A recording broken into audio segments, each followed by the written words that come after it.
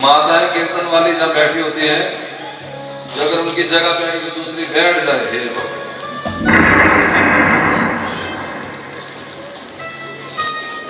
या तो नहीं कीर्तन वाली माता है तो नहीं, बहुत ही बड़ी अच्छी है वैसे।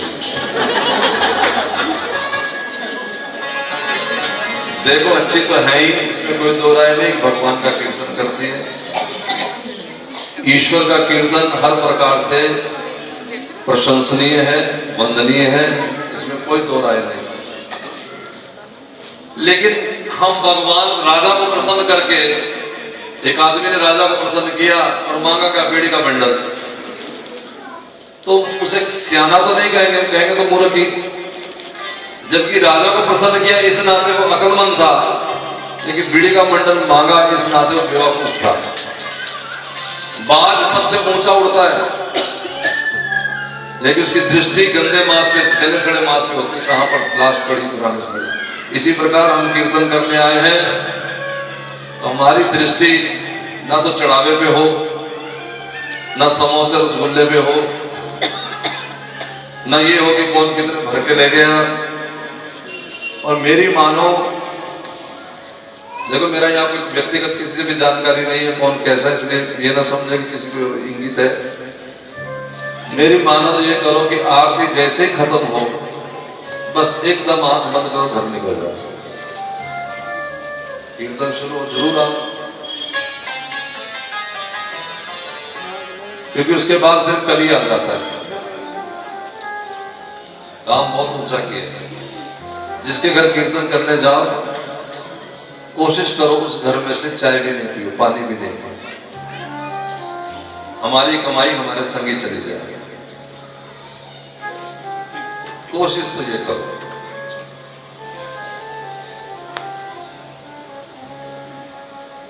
लेकिन अगर यहां माया रही तो वृंदावन जाएंगे 2 दिन के लिए नहीं, और बिहारी जी के सामने जा रहे हैं, लाइन लगी हुई गली में, अब इधर भी टिक्की वाला, इधर भी टिक्की वाला, उसको क्या नहीं, मन ही मन ठहर जाओ, उन्हें आंधी नहीं आती,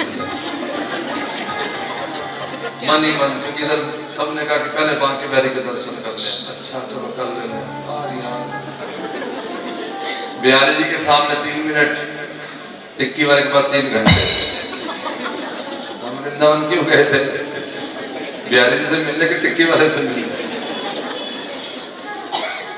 फिर जो दुकान देखी, माला देखी, मैं पोती के लिए ले जाऊंगी, बैट बल्ला देखा जो पोते के लिए ले जाऊंगी, एक बार भी कृष्ण याद नहीं है। वृंदावन जाओ, 2 दिन के लिए जाओ,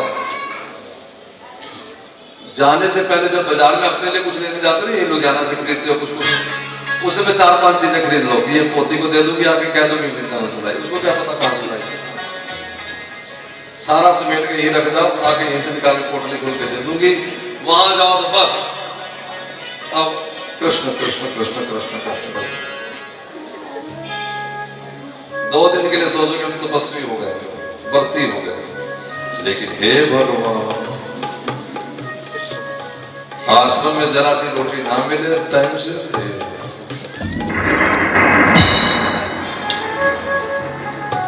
और कहीं पता लग जाए कि जो मेरी सहेली आई उन्होंने तो पनीर खा लिया, बचा नहीं, अब बाबा जी नहीं बच सकता।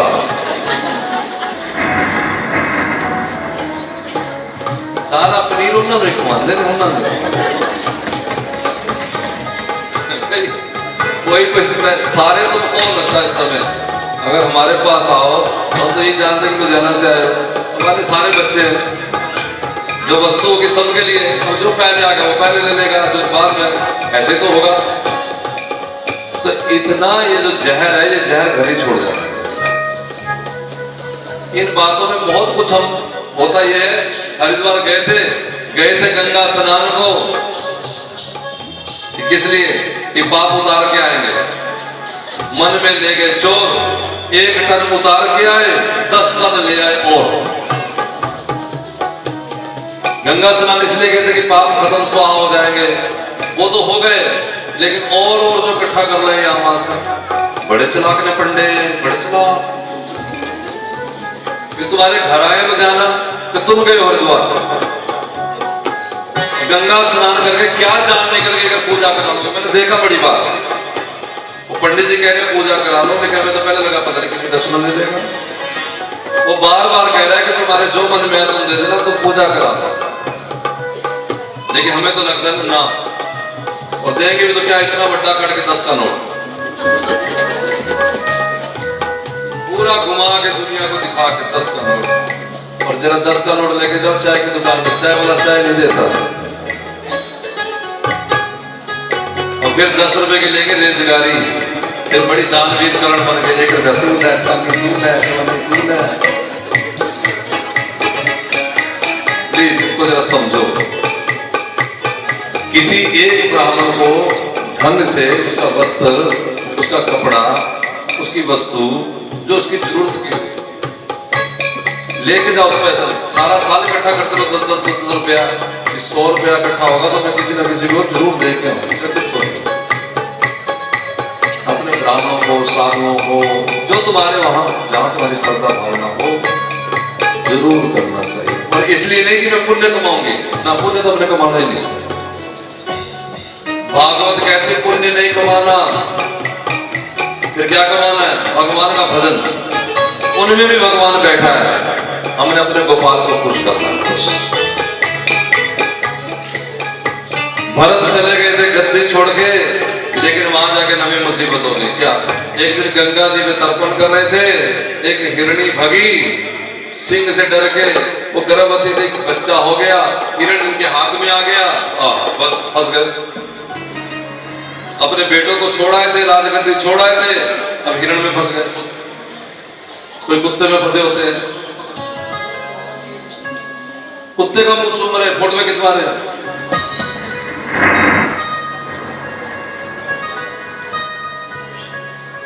सब में भगवान नहीं होता महाराज, फिर क्यों क्या मुंह चूम लिखता थे? तो जो नाली में कीड़ा घूम रहा उसमें भगवान नहीं है, चूम लो। अगर वो भावना तुम्हारी है कि हाँ होता है, बिल्कुल पक्की 100% होता है। अगर ये भावना से चूमा है कि सब में भगवान होता है, तो नाली में जो केचुआ घूम रहा है उसमें भगवान चूमो भाई। अगर भावना बनानी तो सब में, नहीं तो फिर जैसा जिसको भगवान ने बनाया उसके अनुसार उसकी सेवा पूजा करो। भिखारी आया है, सम्मान से बाहर बिठाओ चौखट पे, और उसको अंदर बेड पे बिठाने की जरूरत नहीं। सम्मान से बैठाओ, दरी बिछा दो, कपड़ा दे दो, बर्तन में खिलाओ, कोई बनाए नहीं।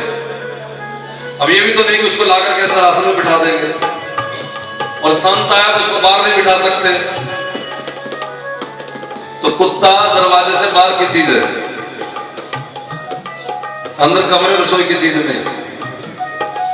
जूता कहाँ की चीज है? जूता भी घर से बाहर की चीज है। वैसे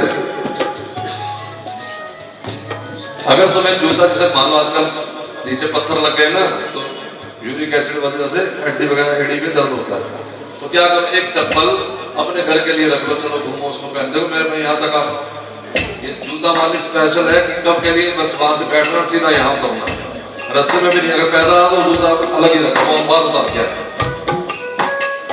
अगर खड़ा ऐसे रखिए कि सीधा हम यहाँ तक आए, तो फिर उसका हमारे को पूरा दिमाग में रहता है कि इसको लेके ना तो बाथरूम जाना है ना गली में घूमना है।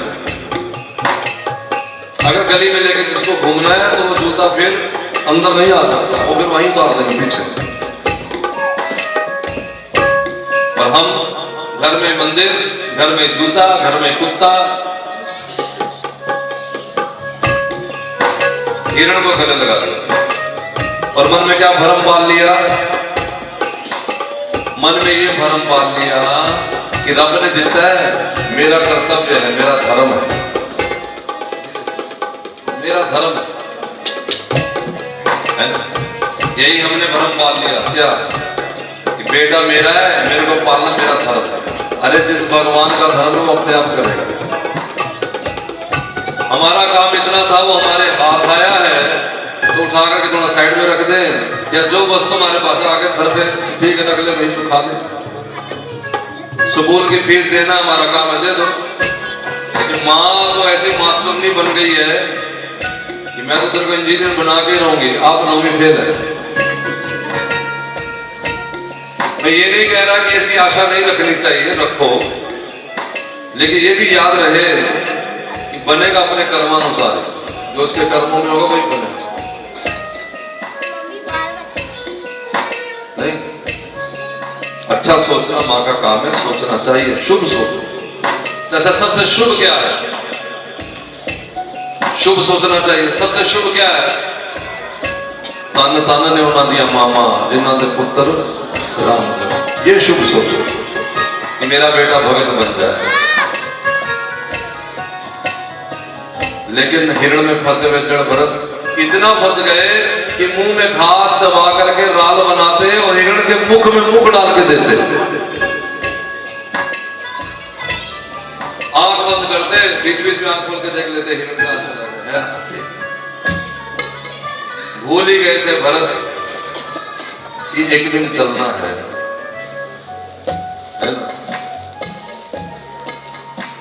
एक दिन आएगा जदों तेरी अरथी उठा के चलनगे, जदों तेरी अरथी उठा के चलनगे, जदों तेरी अरथी उठा के चलनगे, जदों तेरी अरथी उठा के चलनगे, तेरे नाल सब हम घुमा के चलनगे, तेरे नाल सब हम घुमा के चलनगे, जदों तेरी अरथी उठा के चलनगे, जदों तेरी अरथी।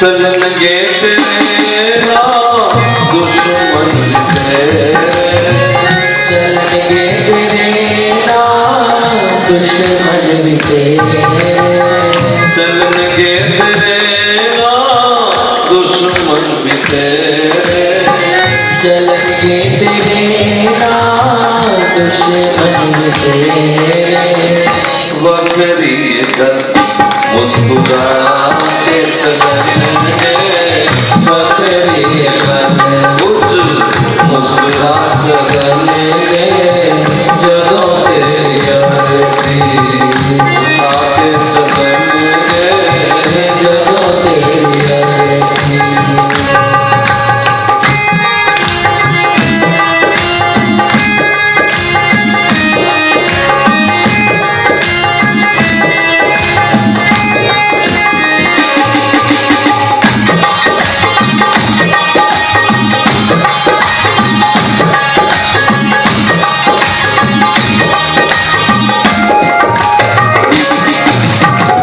जिन पुत्तनों को हथी पालिया, जिना पुत्तनों को हथी पालिया, कोई लंबू लगा के चलनगे, कोई लंबू लगा के चलनगे, जदों तेरी अरथी उठा के चलनगे, जदों तेरी अरथी उठा के चलनगे। तेरी अरथी।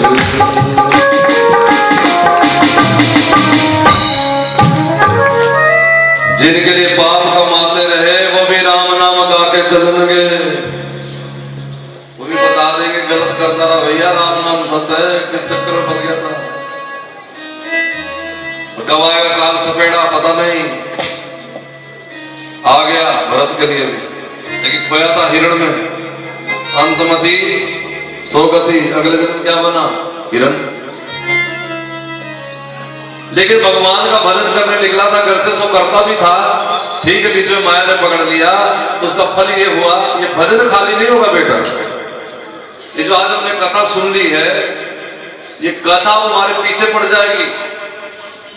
इस जन्म नहीं तो अगले जन्म, नहीं तो 100 जन्म के बाद ये अंत में मैं भगवान के चरणों में फेंक के ही दब ले, पीछे पड़ गई हमारी। कृपा किसका नाम है? संत किसी को देख ले कृपा की दृष्टि से, जैसे कुत्ते का काटा हुआ, वो कभी भी 20 साल बाद भी महाराज भौं भौं कर सकता है, उसका काटा पता नहीं करे ना करे, लेकिन साधु का काटा हुआ तो राम राम करेगा ही, ऐसा हो ही नहीं सकता कि ना करे। तो में से संत अगर राम नाम करने वाला है और जपाने वाला और जपने वाला है, तो फिर गारंटी है कि सामने वाला राम नाम जपे बिना रह नहीं सकता। यही बाबा की कृपा है, यही संतों की कृपा है कि हमारी जीव खुद चले, रम रम रम रम रम रम, रोके रुके नहीं। लेकिन एक बार धारा में तुम्हें खुद आना है, बस फिर बह जाओ। ये मान लो, नवी कोई चीज नहीं, नवा कोई संप्रदाय नहीं, कुछ नहीं, पुराना सनातन तो हमारा है। नया 9 दिन, अरे जिससे हमारे बाप दादाओं ने वस्तु ली है, जिससे हमारे प्रहलाद ने सामान लिया है, जिससे हमारे विभीषण ने, हमारे है ना वो ध्रुव हमारे हैं, वही राम नाम जप के हमने भी निकलना, और किसी पे भरोसा नहीं करना। सारी जिंदगी गलत रहे, रहते रहे, राम नाम जपना। आगे कथा वही आती इसके बाद अजामिल की। भरत हिरण हो गया, लेकिन भजन किया था, सो इसलिए ये याद रहा कि पिछले जन्म एक हिरण का संग किया तो मेरा ये हाल है, इस बार इतने झुंड का संग करूंगा तो क्या होगा। तो झुंड अलग चलता, ये जड़ भरत हिरण अलग चलता, झुंड में नहीं चलता। फिर शरीर चला गया, फिर ब्राह्मण बना। अब पिता संस्कृत के श्लोक याद कराता, पिता याद कराता, कृष्णाय वासुदेवाय, और ये क्या बोलते? अरे मैं जो बोला वो बोलना, आखिर में तो झक मार के पिता भी कहता है, अरे मेरा तो है पूरा, नहीं पढ़ सकता। जो बात सिखाते उल्टा, जो बात सिखाते उल्टा, जो बात सिखाते उल्टा। ऐसे मेहनत करो। जो बच्चा नहीं पढ़ता, माँ बाप क्या कहते हैं? स्कूल ठीक करना सीखिए, मेहनत करो, फैक्ट्री में लगाओ, मेहनत करो।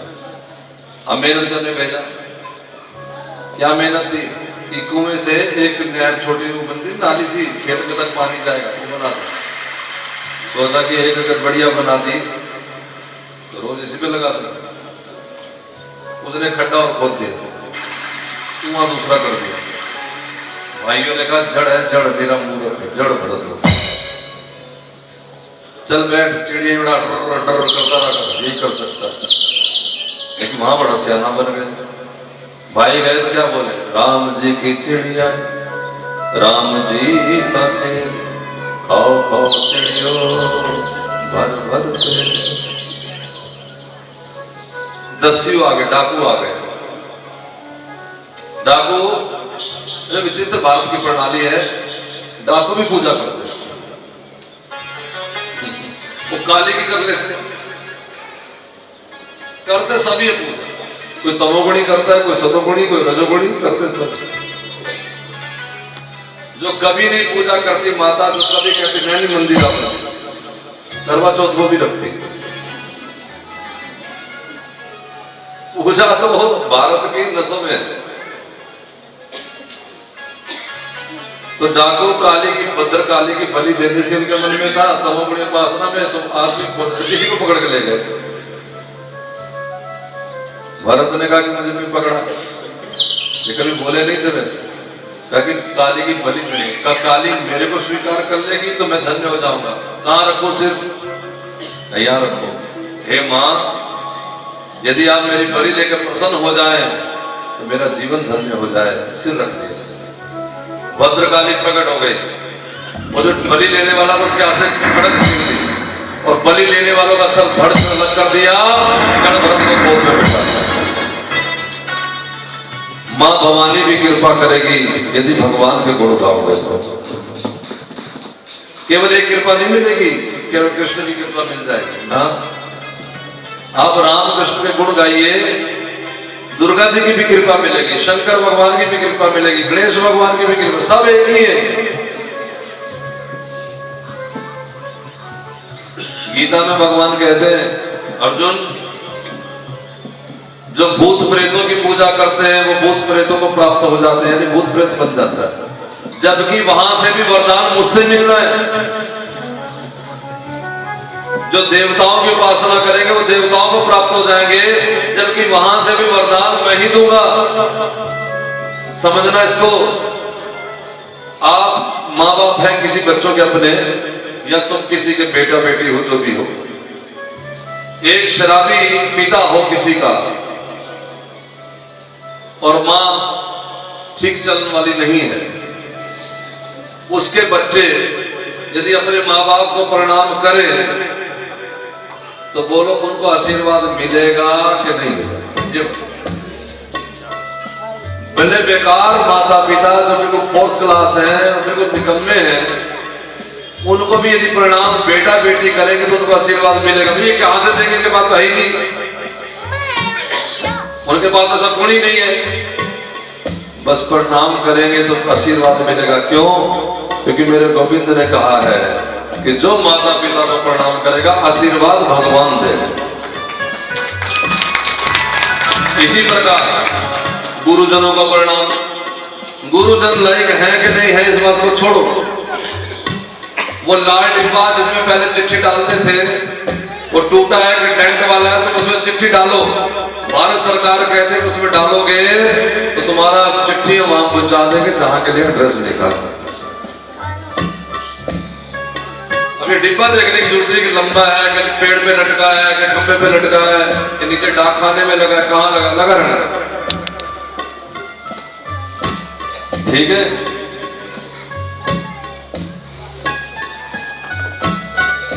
हाँ क्या ना? ऐसे आशीर्वाद हर जगह से भगवान से मिल रहा है, लेकिन भगवान ये भी कहते हैं कि यदि मेरे को कोई पूछता है अर्जुन तो मेरे को प्राप्त हो जाता है, और अर्जुन जब मेरे को प्राप्त होता है बस उसी का आवागमन खत्म होता है, बाकियों का तो लगा रहता है।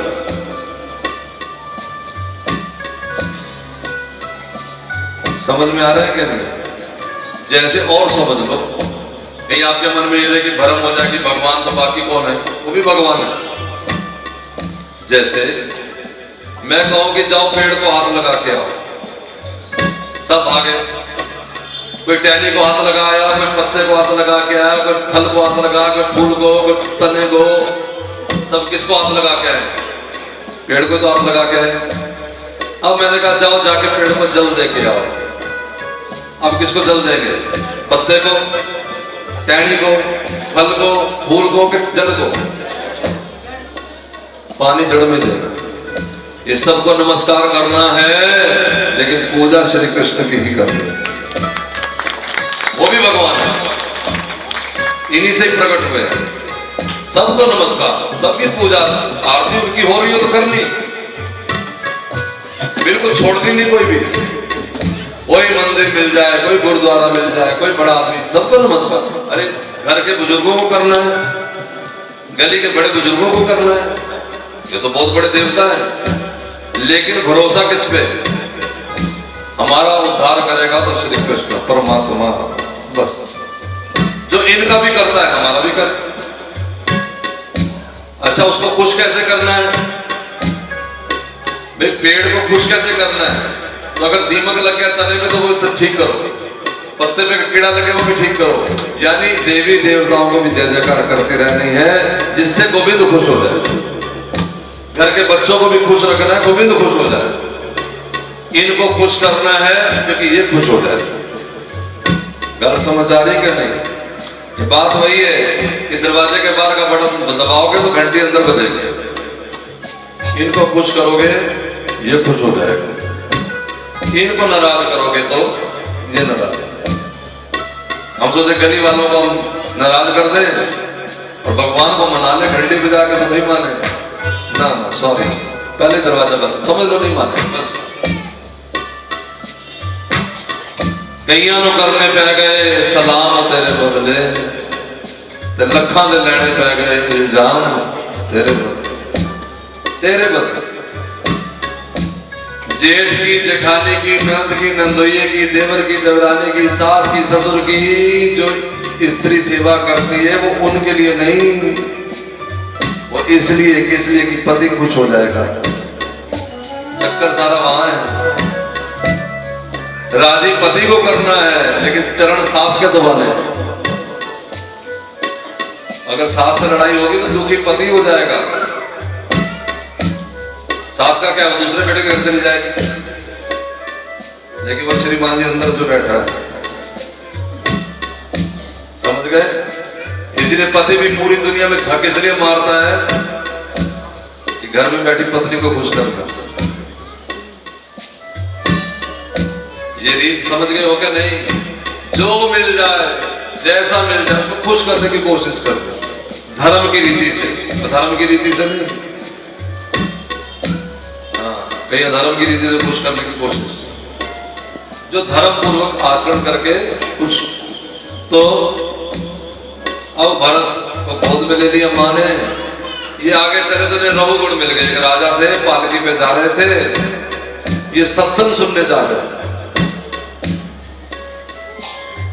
पालकी का एक कहार बीमार पड़ गया और रघुगुण को पालकी में लगा लिया। और रघुगुण पालकी में लगे तो कहा ना सबको खुश करना है, चींटियों को खुश करने लगे कि चींटी के पैर के नीचे ना आ जाए। उछलते कूदते तो रघुगुण की पालकी भी उछलती कूदती, सिर लगता, ध्यान से चलो। वो बोले कहार सरकार, ये नमाज जो है ना, ये कि भाई तू बड़ा मोटा ताजा है, तेरे को देख कर ही चला जाता, लगता तेरे को सजा देनी पड़ेगी।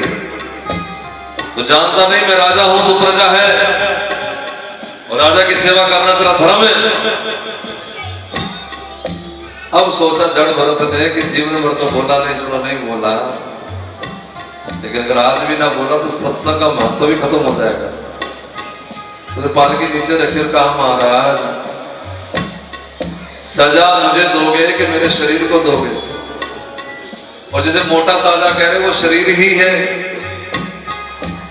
और मैं तो आत्मा हूं, अजर हूं, अमर हूं, ना मैं शरीर हूं। और सरकार ये जो आप कह रहे हो कि मैं राजा हूं, मैं प्रजा है, कौन राजा कौन प्रजा? और जा रहे हो सत्संग सुनने, ब्रह्म का ज्ञान लेने जा रहे हो, ब्रह्म के सिर पे सवार होके जा रहे हो। रघुगुण की तो पलकी ऊपर नीचे होने लगी, हाथ जोड़ लिए, कहा कि आप कोई महात्मा है क्या? मैं दुनिया में किसी से नहीं डरता, लेकिन महात्माओं से मुझे बड़ा डर लगता है। सरकार मैं समझ नहीं सक रहा कि आप कौन कौन से बड़े बड़ी बात कर रहे हैं, मैं तो अनजान हूं।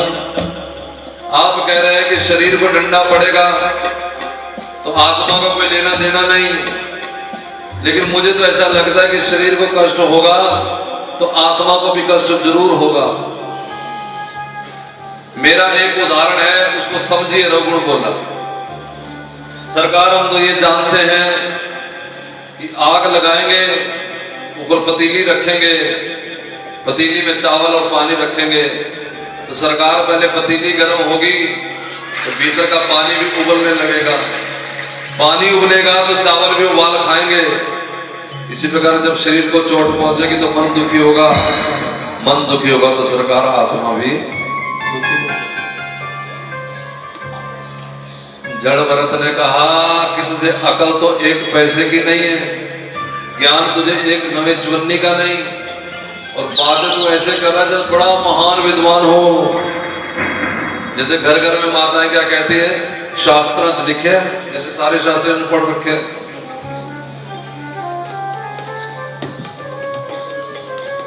एनासीन से सिर दर्द ठीक हो जाता है, ब्रालगन से पेट दर्द ठीक हो जाता है, व्यावरण खाने से शरीर का दर्द ठीक हो जाता है। इतना ज्ञान तुम्हें होने पर भी तुम डॉक्टर नहीं बन गए। दो चार बातें इधर उधर की पढ़ ली है तो इसका मतलब ये नहीं कि हमको बड़े बड़े विद्वान हो गए। अच्छा महाराज आप समझाओ। जड़ भरत बोले आग लगी तो बटलोई तुझे नजर आती है, ध्यान दो आप भी। वो जल भी नजर आता है, वो चावल भी नजर आते हैं, लेकिन इसमें एक चीज और भी है जो नजर नहीं आती। वो क्या है? वो आकाश, खालीपना। आधी पतीली खाली भी है। अगर पतीली को ऊपर तक भर देंगे पूरा, फिर चावल सड़ के स्वाह हो जाएगा, बनेगा कुछ भी नहीं। और ये आकाश जो है, खालीपना जो है, ये ना गलता है, ना सड़ता है, ना उबलता है। चरणों में गिर गए महाराज, आपने तो मेरी आंखें खोल दी, मैं तो कुछ और ही समझे बैठा था। कहा राजा भरत ने, लोगों की तो बात यही है कि बादल आए बादल आए। बादल नहीं आता, हवा आती है, हवा खींच के लाती बादलों को। जैसे हमारे, मैंने पहले दिन शायद बात की थी कि मोबाइल है, इस मोबाइल को कितना भी महंगा आप खरीद लो, कितना अच्छा खरीद लो, लेकिन जब तक इसमें सूक्ष्म तरंग नहीं चलेगी किसी काम का नहीं डिब्बा। हमारी देह 80-85 किलो की नहीं, भले 200 किलो की हो जाए, 2 साल का बच्चा नहीं, भले 25 साल का नौजवान हो, लेकिन यदि मन में विचार ना हो कि कथा में जाना, तो आ नहीं सकता। देह चल के आती नहीं, विचार चल के आता है। और यहां से क्या लेके जाओगे? तो यहां से विचार ही लेके जाएंगे। लोग समझते हैं कि आशीर्वाद में केला सेब का प्रसाद मिलेगा। केला सेब तो दिखता है, लेकिन साधु जो कृपा का आशीर्वाद देता है वो दिखता नहीं है। काम केला सेब से नहीं बनता, काम आशीर्वाद से बनता है, बात विचारों से बनती है। वो सूक्ष्म जगत है जो दिखता नहीं। और राजन, ये सूक्ष्म जगत को तुम तभी पहचान सकोगे जब अपनी आंख का मोतिया बिंद ठीक कर लोगे। आंख का मोतिया बिंद कैसे ठीक होगा सरकार? जब महापुरुषों के चरणों की रज का सेवन करोगे। श्री गुरु चरण सरोज रज, निज मन मुकुर सुधार। फिर उससे क्या होगा? वर्णो रघुवर विमल जस। भगवान की कथाएं पढ़नी नहीं पड़ेगी, रामायण याद नहीं करनी पड़ेगी, रामायण सामने घूमेगी। जो साधु महात्मा कथा सुनाते हैं वो याद करके नहीं सुनाते, उनके आगे कथा चल रही होती है, वो पढ़ पढ़ के वहां से सुना रहे होते हैं, दिख रही होती है। जैसे इस समय रघुगुण हमारे सामने है, भरत हमारे सामने, पालकी हमारे सामने है। हम जो अब जब बीच में आप बोलते हैं चुप कर जाओ, क्यों चुप कर जाओ? ये तार कहीं हिल गई तो रघुगुण आगे चढ़ जाएगा।